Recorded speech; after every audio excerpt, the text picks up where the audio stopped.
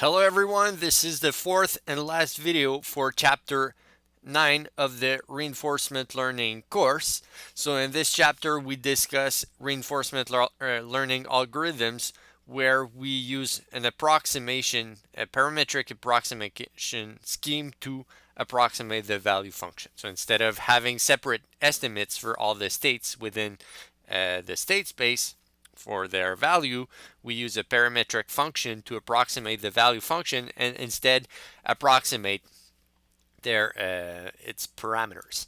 So in the previous lectures, we've introduced a linear approximation. Okay, so we said that first and foremost, we can try to design features to characterize the various states.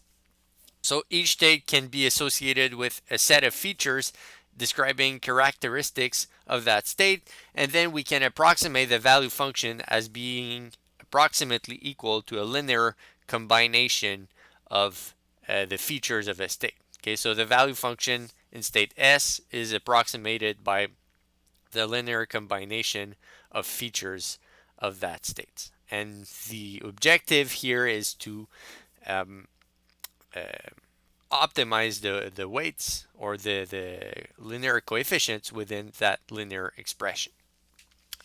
So we had a quick discussion about what possible features. So for example, to use basis of function spaces, but we'll review some of these choices here. Okay, so we'll further discuss how to design states, or what are examples of features, not states, features. What are examples of features that are used in practice? So how to map states into features. So we will present a few examples in the upcoming slides. We will discuss about polynomials, Fourier expansions. We will discuss coarse coding, and finally at the end of the chapter we will discuss neural networks. So neural networks, it can be used as feature to define features, but typically it can also be used to directly approximate the value function. So in the way we're going to present it here, we can use a neural network to directly represent v hat, and there exist other techniques that to construct features which we shall not discuss here. Okay, so sometimes the construction of feature has to be tailor-made with respect to the problem we're tackling.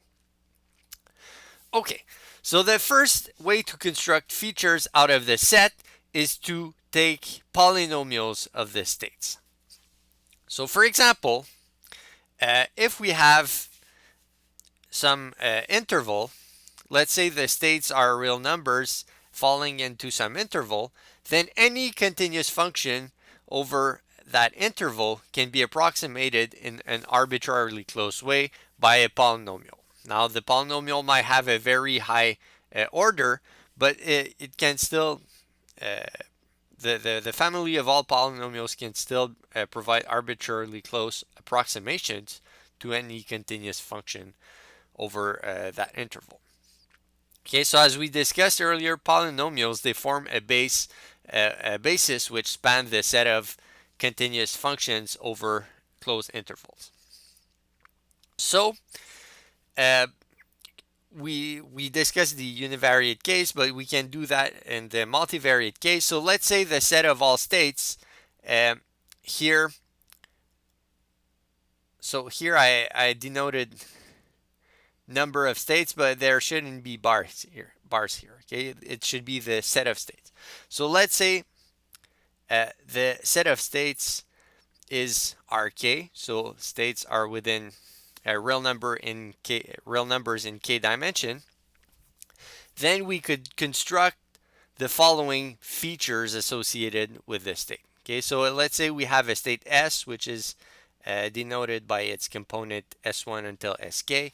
Then we can construct feature I for that state being the product from j goes from 1 to k, so k is the dimension of the state, of Sj, so the jth component of the k tuple, or k-uple, to the power Cij, where Cij is some given sequence. So Cij represents the exponent for the ith feature associated with the jth component of the state.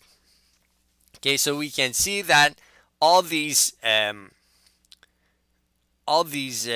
elements are k-dimensional polynomials. So we can design features of a state as being polynomials with respect to that state, and then the set of all polynomials like this, they form a basis of the set of all continuous functions over, let's say, a finite interval or a compact set.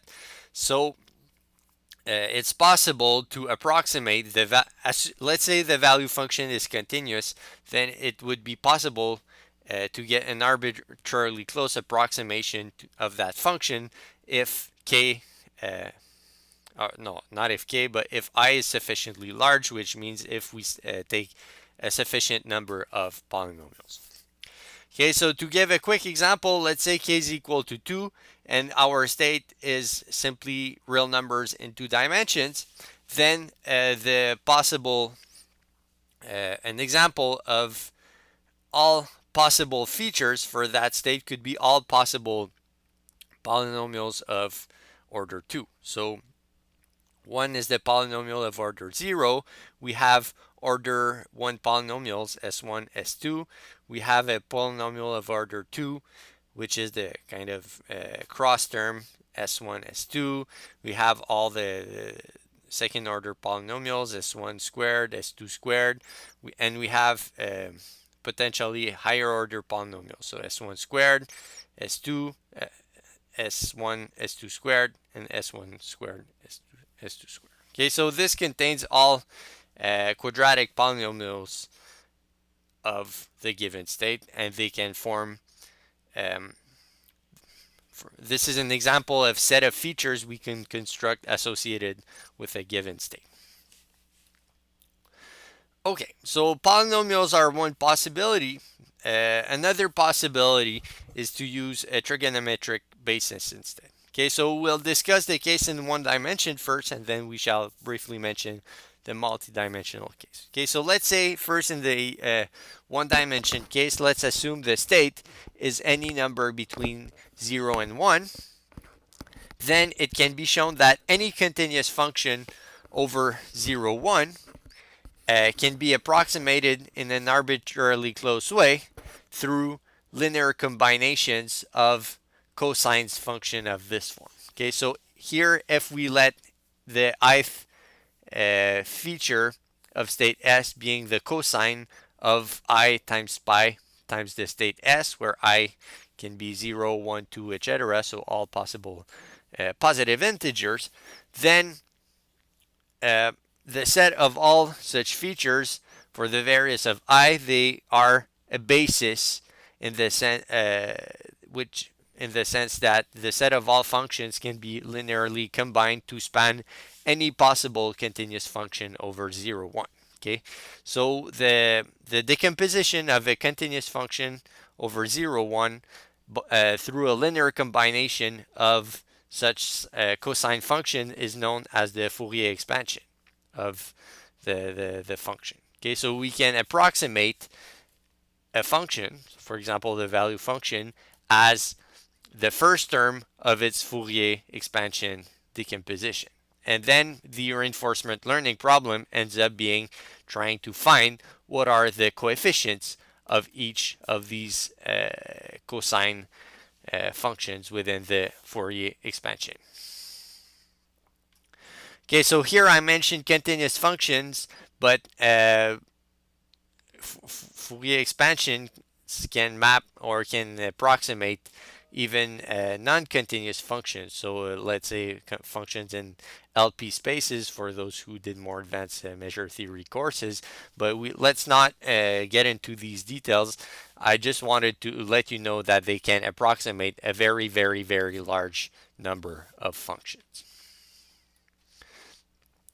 So this was the one-dimensional case. Now if we can extend this to multi-dimensional case. So let's say the states are the k dimensional states where S1 until Sk are numbers between 0 and 1 bounded into the 0-1 interval, then we can construct features according to the following rule. So xis, the ith feature for state S, is the cosine of pi times the vector S. So here I use bold-faced, so probably I should have, this S should have been bold-faced also. Okay, I'm sorry for that. This S should be bold-faced. So the scalar product between the vector S and the vector Ci, where Ci is just a vector containing, like it's a k-dimensional integer vector, and we're going to assume that the sequence Ci, so the set of Ci's for all the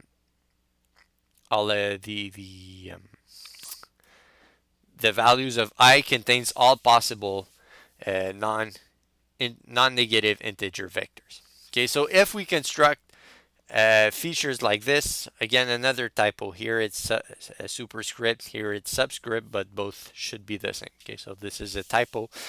But the set of all such functions, if we combine them linearly, then we can approximate any continuous function over the box 0, 1 to the power k. So every k-dimensional function over a k-dimensional box containing all the 0, 1 intervals, they can be approximated by a linear combination of such features. So again, if the value function is a continuous function over the states S here, which are k-dimensional components, then we can approximate the value function through a suitable linear combination of such features, and the reinforcement learning problem becomes to find what are the coefficients, again, of all such features to form the best approximation. So again, this spans, as we said, all continuous functions over the hypercube 0, 1 to the power k, so all k-dimensional continuous function is over where each dimension goes over 0 to 1. And if we apply a suitable kind of change of parameter here, or a suitable linear transformation, it can be shown that these type of features can also span any continuous function on any hypercube of the form a Cartesian product of intervals aj, bj, for where aj, bj are the interval of states, of possible value of states in the jth dimension. Okay, so again, this is a lot of I say a lot of things here, but it's pretty much repeating conceptually what we did earlier. So it's just to say that often the value function is, let's say it's continuous, or it's part of a set of functions that can be approximated by linear combinations of some other functions. So we can use these other functions to perform the approximation, and the parameters that are learned are simply the coefficients associated with these more simple functions. Okay, so we've covered polynomials. We can also use trigonometric basis to use Fourier expansions to approximate the value function. So the two families that we've discussed, polynomial or trigonometric features, they exhibit what we call a global behavior. Okay, because let's say we have a polynomial, order 2 polynomial. If let's say the value function is approximated by this function. Okay, so if we change one parameter of the quadratic function, it's going to shift the entire curve, which will shift our approximation of the value function for all states at the same time. So this is what we call global. Global means that when we change one parameter, the value estimated, the value of all states are changed simultaneously. Whereas what we would mean by local behavior, it's the opposite. It's when we change one parameter within the parametric function, then it only impacts some of the states, not all states. So for example, when we discussed state aggregation earlier, this is something that has a more local behavior, because whenever we change a parameter estimate, then it only impacts the value of estimated value of some states, not all states at the same time. Okay, so what we're going to present next are categories of local of features which behave locally instead of globally, in the sense that each of such feature, they impact only a subset of states that are hopefully similar together instead of the entire collection of states. Okay, so we're going to present a generalization here of state aggregation, which is called coarse coding. Okay, so here coarse coding is a method which defines small subsets of the set of states, and these subsets are denoted by S1 until SD, and each of these subsets are called receptive fields. And then finally, under this method, the approximated value function for any state S, when we provide parameters W, it's simply the linear combinations of indicators whenever the state fall in the various receptive fields. Okay, so the sum of WJs, our parameters of the function, times indicators whenever state S falls into the jth receptive field. So we might be wondering, how is this different from state aggregation? In state aggregation, we had exactly the same formula. The difference here is that in state aggregation, we imposed that the receptive fields formed a partition of the state space, in the sense that a state cannot fall into two receptive fields or zero receptive fields. It has to go within at least one receptive, exactly one receptive field.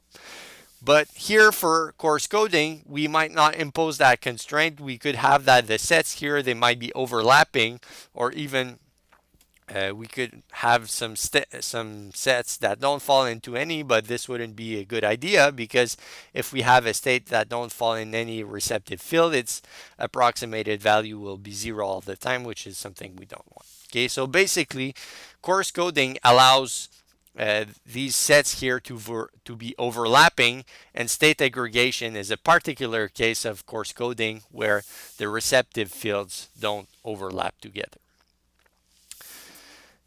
Now, for coarse coding, if we apply that, then we must decide on what are the receptive fields we're going to use. Should we use large ones, so let's say a few fields which contain a lot of states, or conversely, should we use small ones, many receptive fields which contains a lesser amount of states? So to make this decision depends on what's the amount of generalization we want to do. And what we mean by that is, when we infer the value of a state or approximate the value of a state, do we only want to use a very close neighboring state for such purpose, or we want to use a lot of other states to form our approximation of our one state we want? So if we have very large receptive fields, then these fields, because they're very large, they're going to be triggered by many states. So these fields will impact the value of many states. And because of that, their corresponding value W will be estimated from from rewards and returns obtained in many states. So because they're very large, they will learn. Let's say they're very large. If you have a state here and a state here, both estimated value function, the estimated value function for both points in the field, even if they're far away, they will still get a contribution from that field. So because when you have large fields, you will learn the value function for states that are far away and not relevant, not very relevant for each other. Okay, so these methods are typically more biased because when you learn the value of a state, your estimated value will be inferred from the estimated value of a lot of other states that are far away, which are less relevant, less similar to that state, so this can entail higher bias.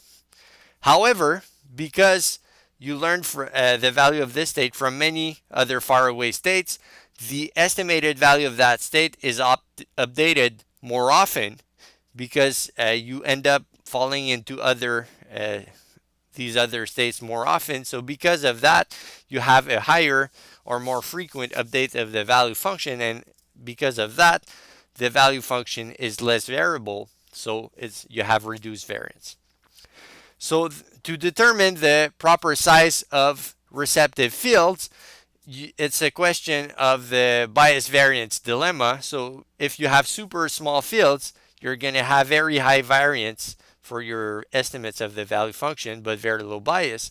Whereas conversely, when you have very large fields, you have a lot of bias but lower variance. So the proper size of field is kind of finding the optimal or the sweet spot between the within the bias variance trade-off.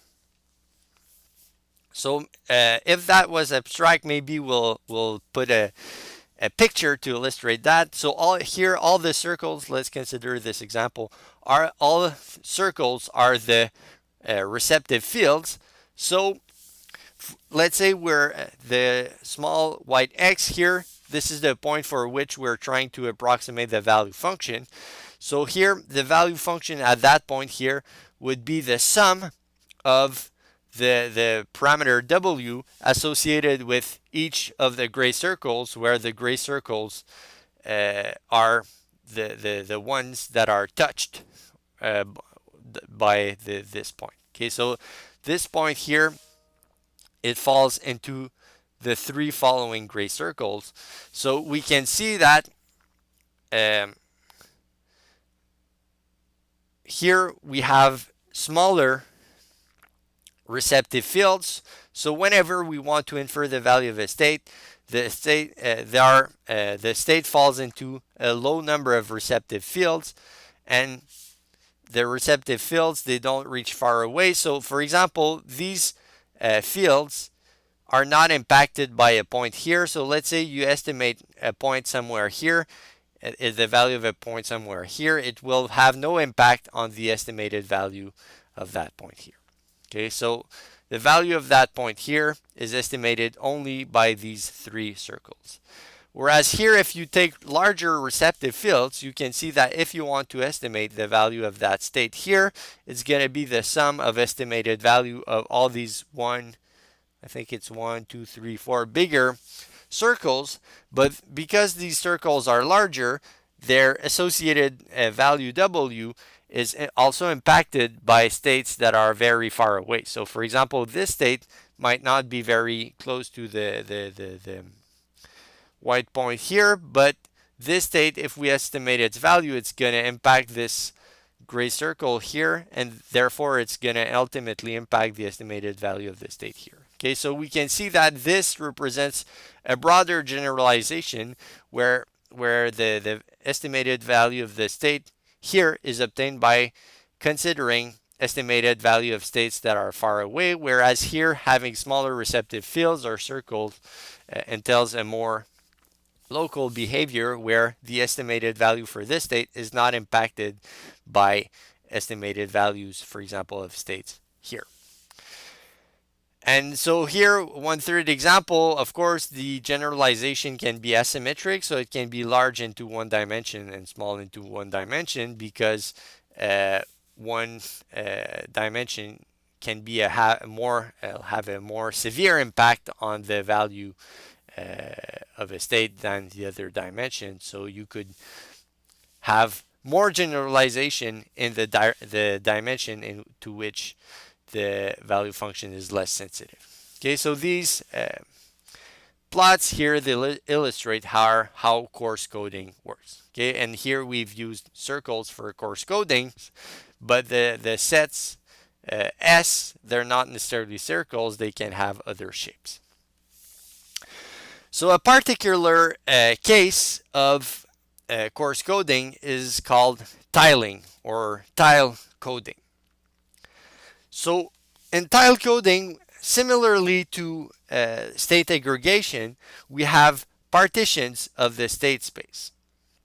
So this is similar to state aggregation, but the difference here is that instead of having a single partition of the state space, then we'll have multiple partitions of the state space. Okay, so we can denote here S1M until S and MM. So this will be the mth partition where M goes from small m to capital M. So in total, we have capital M partitions of the state space, and for each partition represented by a small m, this represents like it's a partition, so this represents a breakdown of the set of states into nm. So nm is the number of subsets within the mth partition of the state space.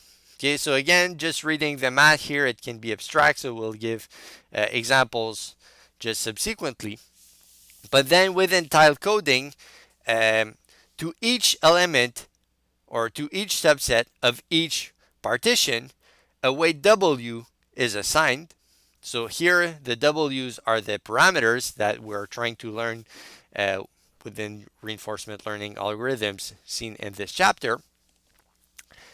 So WJM will represent the weight associated with the jth element of the mth partition of the state space.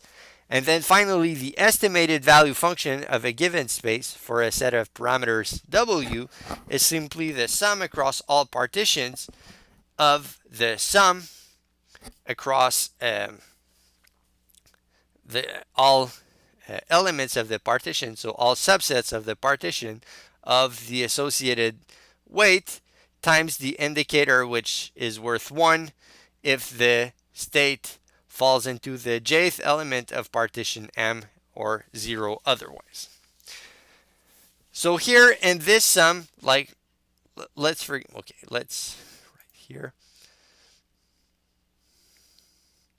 For any value of M, there's exactly one element which will be non-zero in this summation. Okay, because recall, for any fixed M, all these states form a partition, so the indicator is worth 1 for exactly one of such states and 0 otherwise. Okay, so here there's one value, so when we sum across all m's, there's exactly capital M non-zero terms in this entire summation.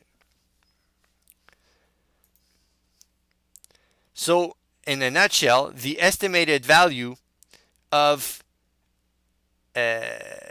some state here, S, is simply the sum of weights associated to subsets or regions in which S falls.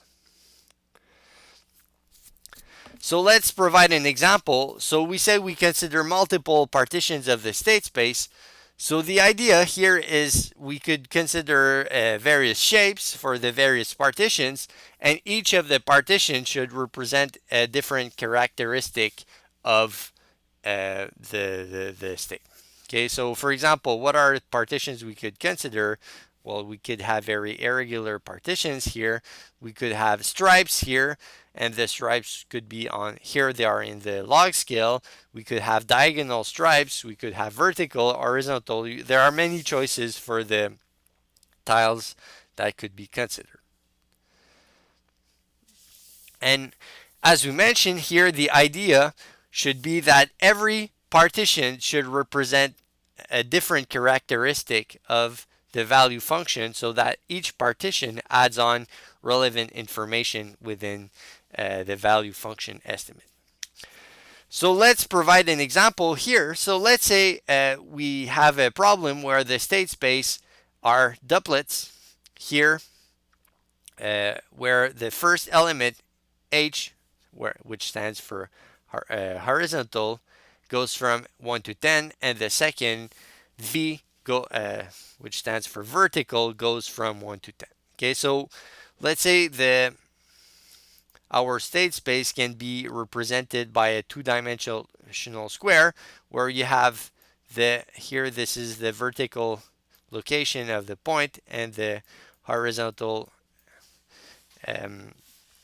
location of the point here. Okay, so this could be represented, for example, this could be the point, okay, let's say this is 4, this is 1, so this could be the doublet 4 and 1. Okay, and something like that. So this square here could be represented by all such states here, which are combinations of two integers between 1 and 10. So because we have 10 possible horizontal coordinates and 10 possible vertical coordinates, such problems which would involve 100 states.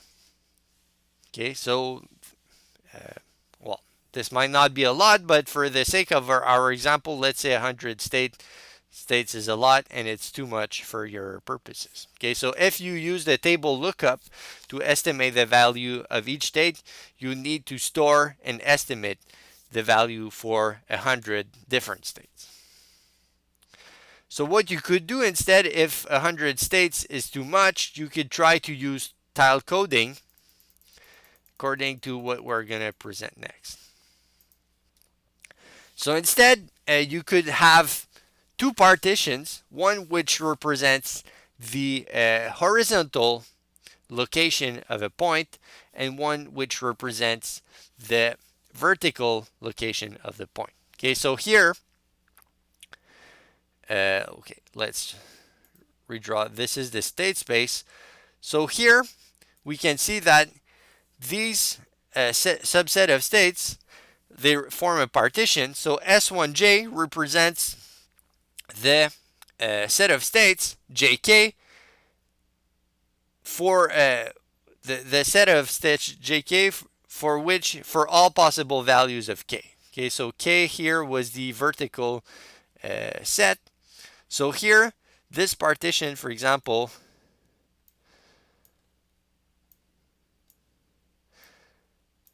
okay, the set, all such states here, all S1s J, they represent all subsets of the state space like this. Okay, so this would be, let's call it S1, 1, until here, this would be S 10, 1. Conversely, here, the second partition would be a vertical partition, which would consist of something like this. So this is the state space, then it partitions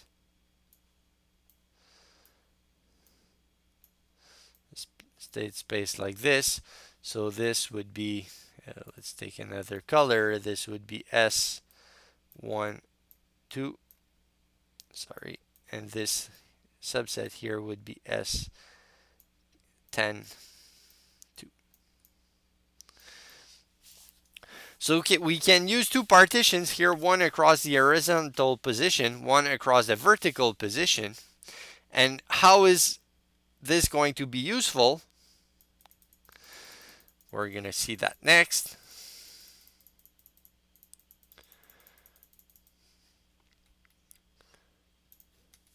What we could do here is, according to the tile coding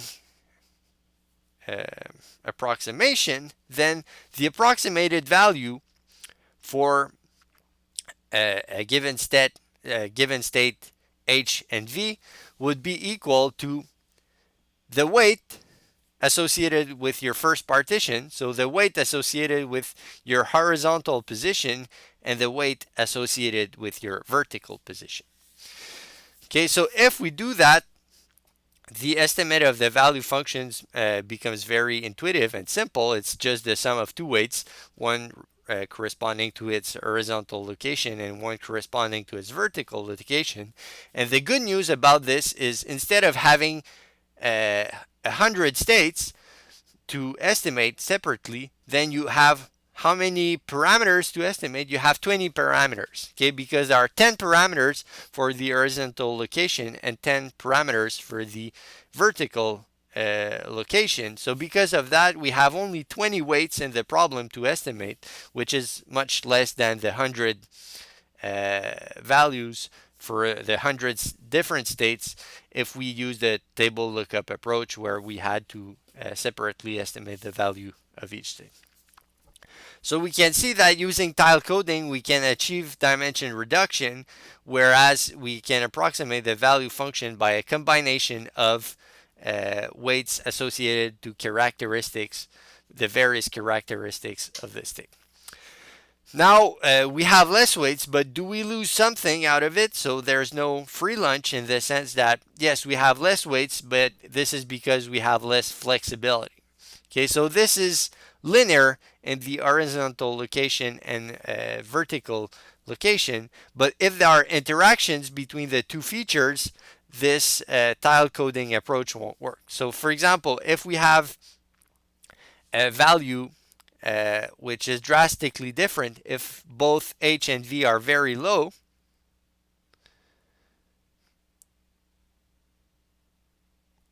okay, so let's say if h and v are very low, then let's say the value function is 3, and conversely, if either h is high, v is high, or both are high, then you have a value function of 7. Then this function is not linear in the vertical and horizontal coordinate. So because of that, it will be impossible to represent it using a specification like this. Okay, so interactions cannot be represented well by a linear function. This is something you've seen in linear regression courses, for example. So the drawback of this tile coding example is we're losing flexibility, and we cannot consider or approximate well value functions where the value cannot be decomposed as contributions by horizontal and vertical coordinate, but instead they depend on values of both, where it's, let's say, both small can lead to some value or both high can lead to some value. Well, these cases cannot be treated very well. Okay, so this is we've described coarse coding and tile coding as a specific example, and these coarse coding examples, they have they consider subsets, or we call them receptive fields, which are either activated or deactivated by the various states. So their contribution is either 0 if a state their contribution to the value of a state S, or the estimated value of a state S, is 0 if state S doesn't fall in that field, or it's, I've written 1 here, but it's the weight of that receptive field if the state falls into that field. So it's kind of a 0-1 contribution where for a given state, the receptive fields are either completely shut down or completely on, depending on whether if the state S falls into the field or not. So then this might create behavior that is not very smooth. So if you change the location of a state very mildly, then let's say at this location, let's say there's a circle like this. So at this location, the receptive field might be triggered, but if you change it just a bit, it might fall outside the circle and the receptive field might not be triggered, which would lead to a drastically different estimate of the value function. Okay, so for coarse coding, the value function could vary very abruptly, which might not be desirable if we want to have a smooth estimate of the value function. So here we can propose a generalization of coarse coding, which involves what we call radial basis function. So in these radial basis function, it's similar to coarse coding, but instead of having a 0-1 activation for the various receptive fields, we're going to have a spectrum of activation where the closer you are to the center of a receptive field, the higher the activation of that field will be, and the higher will be the contribution of that receptive field to the estimated value of your state. So how do they work? How do radial basis functions work? First, we have to select a set of points, Ci, where I goes from 1 to D, in the set of states. Okay, so D is the number of radial basis functions, and to each of such functions, we associate a point Ci, okay, which we can call the center of the ith radial basis function.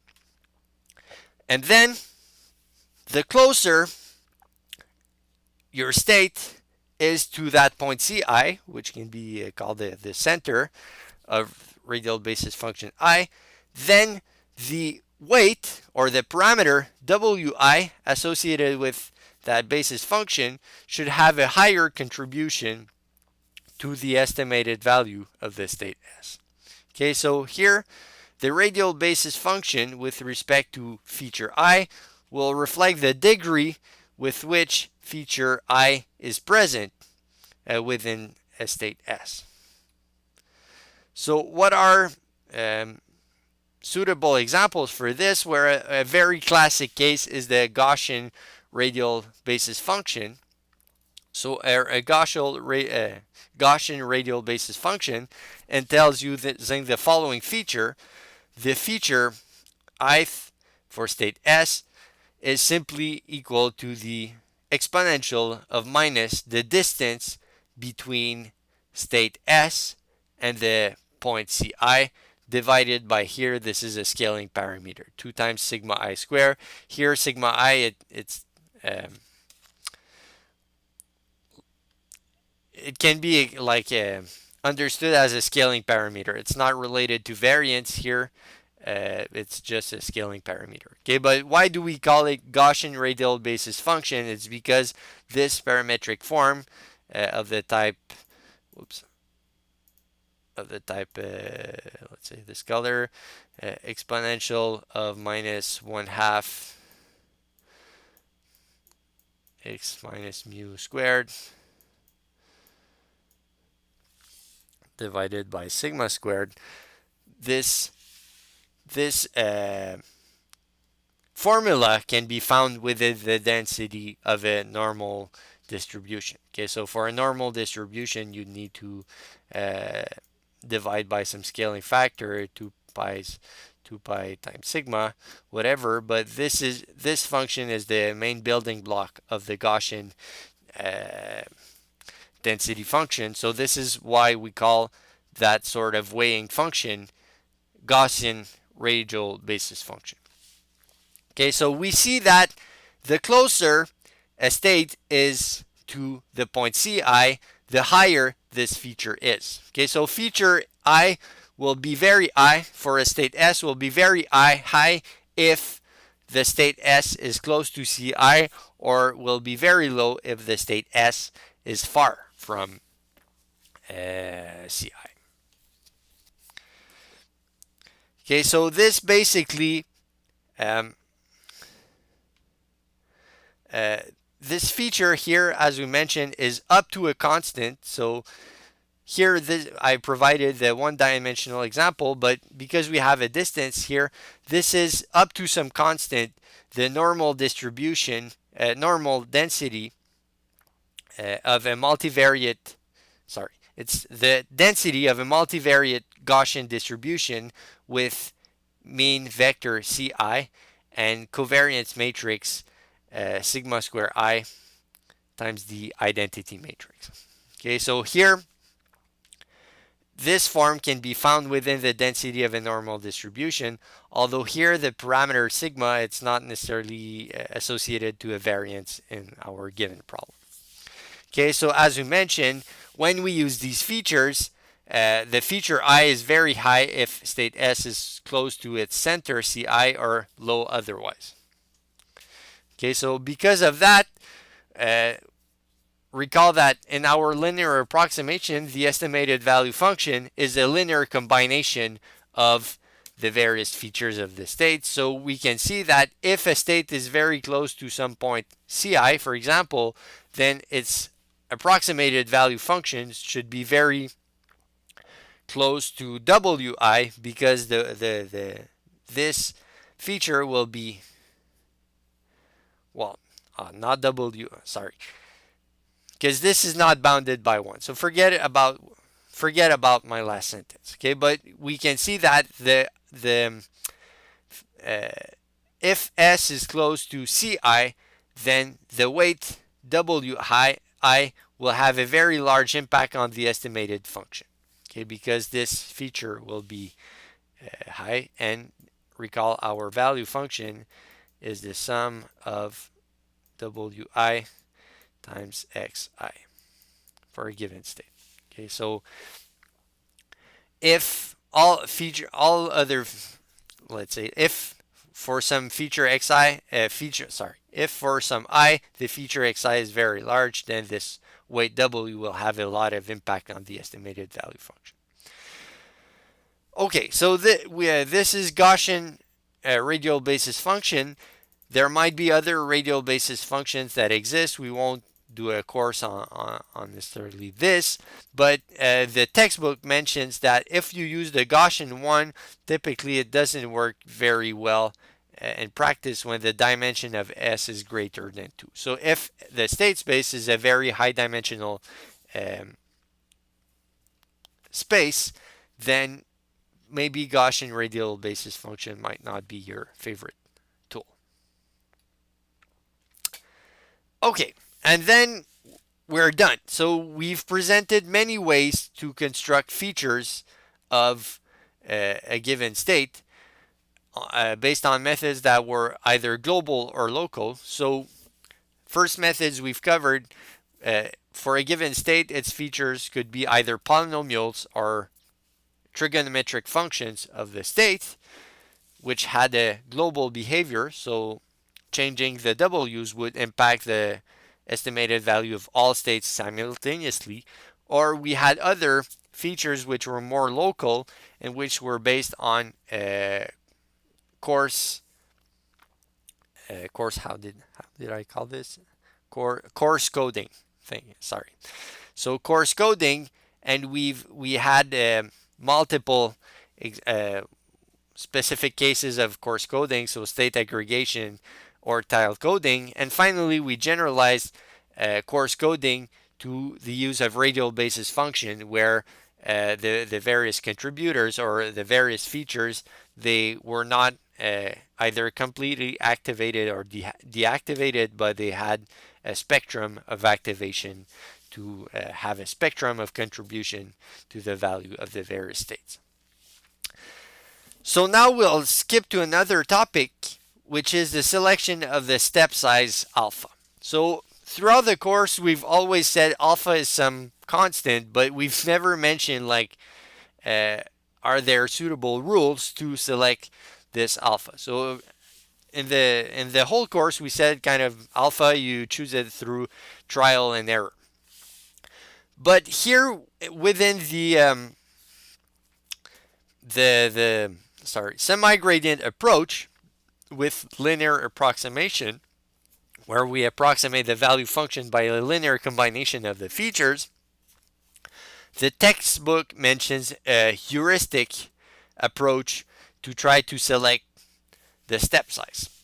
Okay, so the textbook proposes to use the following thumb rule for the semi-gradient TD method. So to select the step size, if it's used within a semi-gradient TD method, it says that you could use alpha being the inverse, so 1 over tau times the expectation under the on-policy distribution, so assuming that the state has distribution mu, of the scalar product between the vector state and itself.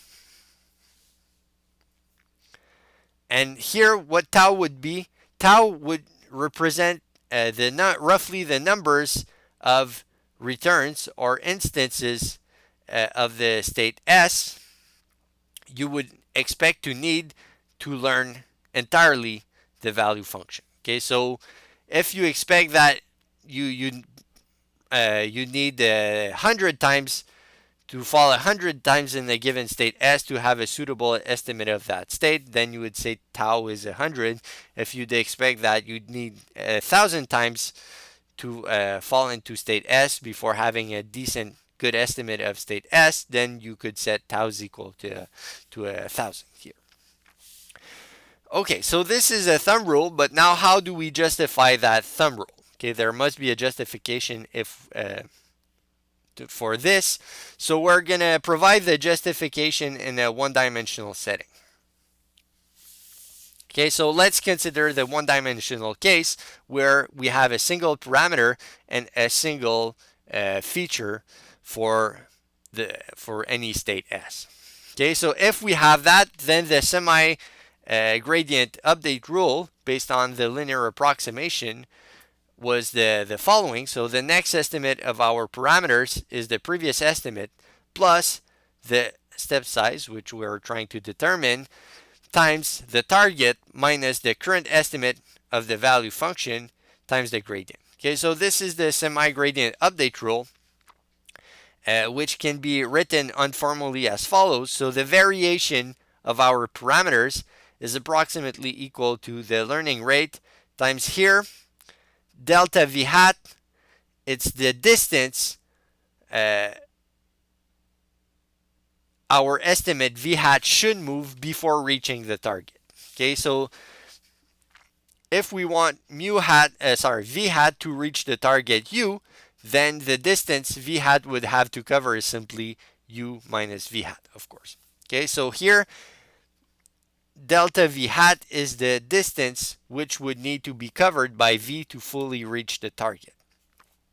And here, this is the gradient, so it's approximately equal to delta value function divided by delta of w. It's the sensitivity of the value function with respect to variations of the parameter. Okay, so let's remember this formula. The semi-gradient rule, update rule, has approximately the following form.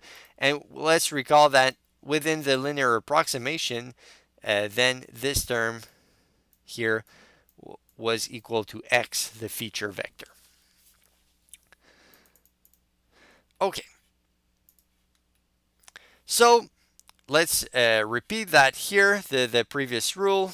Can I write that? It's delta w is approximately equal to alpha times delta v hat. The hat is over delta v here times delta v hat. So now the hat is only over v and delta w here.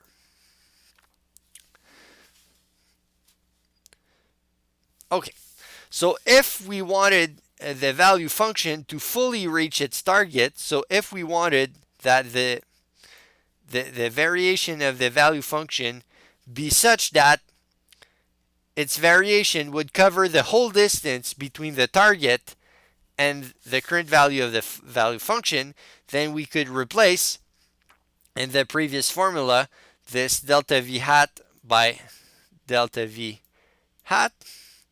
So this here, the hat over both, it's basically the distance we would need to cover, and here this delta v hat is the distance that is covered by the change of parameter.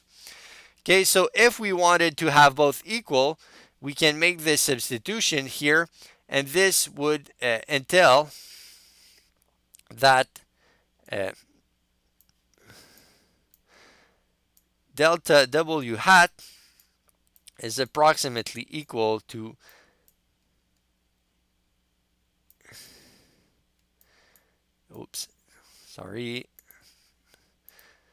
delta v hat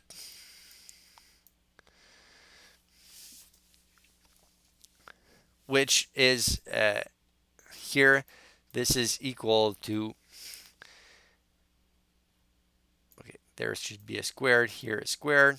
So here this should be alpha is equal to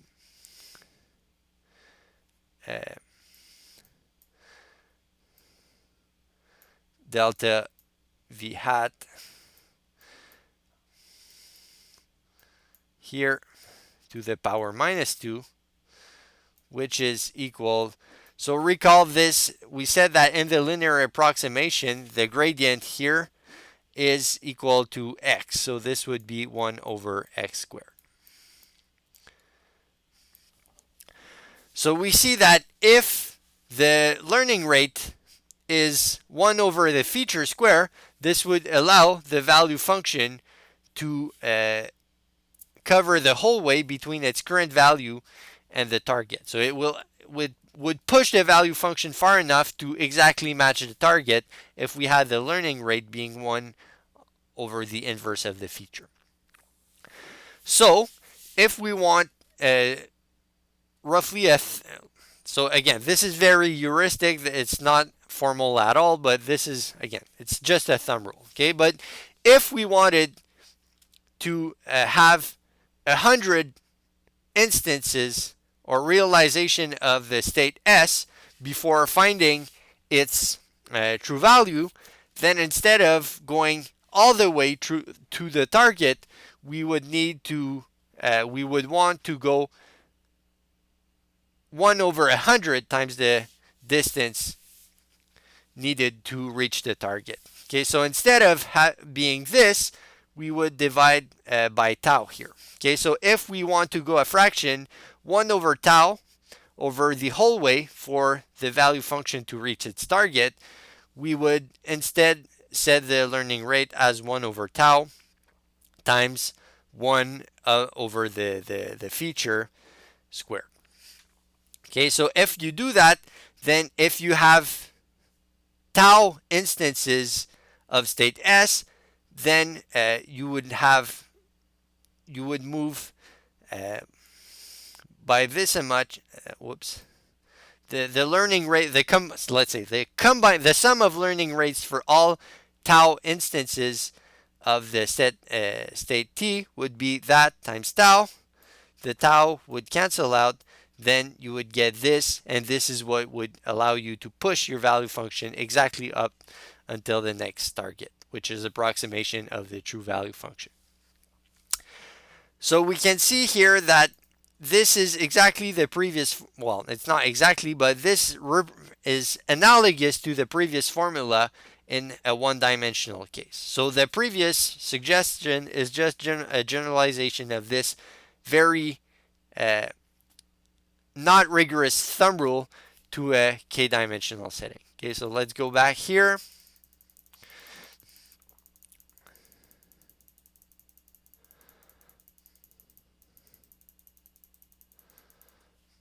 So if we think about this rule, so let's go back one slide. We see that what we had in the previous example is 1 over tau times x squared. So here, this thumb rule, well, it's still 1 over tau, but instead of having x squared, then we take the expectation, because of course x squared, x is a feature, so it's random, so you should take its long-term, long-run value, long-run average value to have a properly defined value. Because here the learning rate, it should be a constant. It shouldn't be random. So instead of taking 1 over 1 over the feature square, you could take 1 over its expected value on the long run. And here, instead of having x squared, well, it's simply the scalar product between the feature vector and itself. Okay, so again, you can use this rule in the linear approximation framework when you use a semi-gradient descent approach, but this rule here, it's just a suggestion, it's a thumb rule, it's not very rigorous, but still I think it's still a useful rule to try to select suitable values of alphas in this circumstance, given the absence of alternative rationale for selecting values of alpha.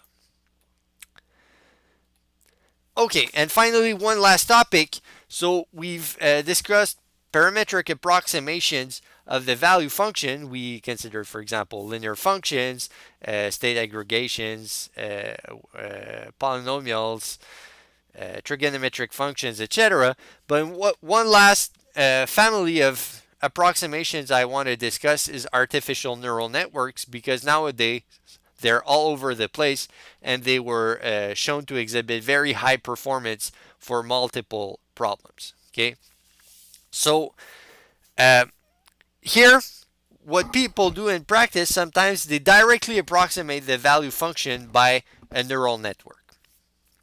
Okay, so here, this is distinct from the linear features approximation approach. Here we don't assume that the value function is a linear combination of features. We directly assume that the value function is the neural network itself, or its approximated value is the neural network. So this is not a course about neural networks. This would require an entire course to cover neural network theory. But nevertheless, on Moodle, I've provided some material for those who might like to familiarize themselves with a simple example of neural network. So I've presented feed-forward neural networks, which are kind of a, let's say, classic case of a neural network. You can read the supplemental material if you're interested, but this is not mandatory for the current course. Okay, so it's enrichment if you are interested by neural networks and recent developments in machine learning. So in a nutshell, neural networks are functions which take an input vector and which apply sequences of transformations on this vector. So the transformations applied, they alternate between a linear transformation, a nonlinear one, linear transformation, nonlinear one, etc., until you reach to an output of the neural network. Okay, so basically you can think of a neural network as some black box which takes as input vector and returns as output another vector, and to go between the input and the output, you apply a sequence of linear, nonlinear, linear, nonlinear, linear, nonlinear transformations decided in a suitable way. Okay, and for neural networks, the parameters of the networks are the weights associated with each of the linear transformation within the network. Okay, so typically the nonlinear transformations are not associated with any parameter. They're pre-specified by the linear network, but all the linear transformations are associated with unknown coefficients that you will need to estimate. So the weights W in that case would represent the weight of the linear transformations of the neural network, which are those that need to be estimated if you want to approximate the value function by a neural network. So the reason why people use neural networks is they're extremely flexible, and they can be shown to act as universal approximators. Okay, so again, there's a very, very, very large class of functions that can be approximated in an arbitrarily close way by a neural network. Okay, so for example, many, like all continuous functions over some like closed set or like bounded set can be approximated by neural networks, provided there are a sufficient number of neurons within the network. So this flexibility means that even if the value function has a shape that is very erratic, or let's say it's not linear or anything, but it has a very nonlinear shape, neural networks, they can act as suitable approximators because they are able themselves to represent very nonlinear transformations. Okay, so their flexibility of neural networks made them very popular in reinforcement learning because they can represent very flexible shapes of value functions. And another reason, I haven't written it in the slides, but when we use semi-gradient, we must have the gradient of the approximated value function with respect to parameters. And for neural networks, this gradient can be computed with well-known and well-studied rules called, for example, the backpropagation rule. Okay, so because we know very well how to compute the gradient for a neural network, it's simple to apply semi-gradient methods to to use the neural network within the reinforcement learning framework. Okay, so again, we won't cover this topic in depth. I'd like a lot to cover this in a course eventually, so I'm interested in that. But right now, for this current course, we won't have time to cover this more in depth. But for your project, if you're interested, that can be very interesting. So this completes chapter 9, and then I'll see you next time for subsequent chapters.